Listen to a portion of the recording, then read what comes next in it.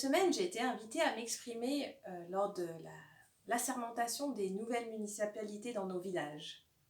Un ministre du culte à une cérémonie civile, en France, ça serait très étonnant.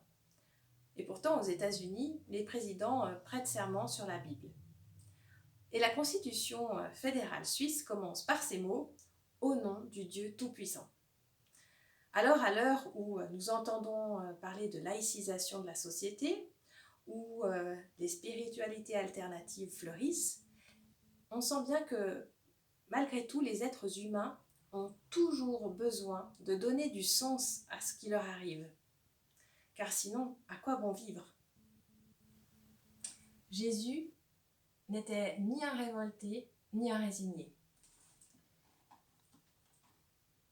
De son arrestation jusqu'à sa condamnation, il suit le mouvement et il ne fait pas de vagues. Devant ses juges, il n'y a pas de violente révolte, mais ses réponses durcissent encore plus leur cœur et leurs mauvaises intentions. Ses discours, sa manière d'être avec les petites gens, les plus vulnérables, les exclus, les mis à part, ça les dérange. Il rappelle les contradictions de la société, des lois, des attitudes sociales.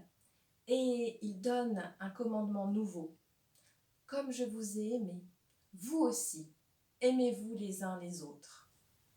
C'est radical, ça choque, ça dérange les puissants. Jésus tient vraiment compte de chacun, le restaure dans sa vie. Et encore aujourd'hui, c'est un geste très fort qui nous est demandé.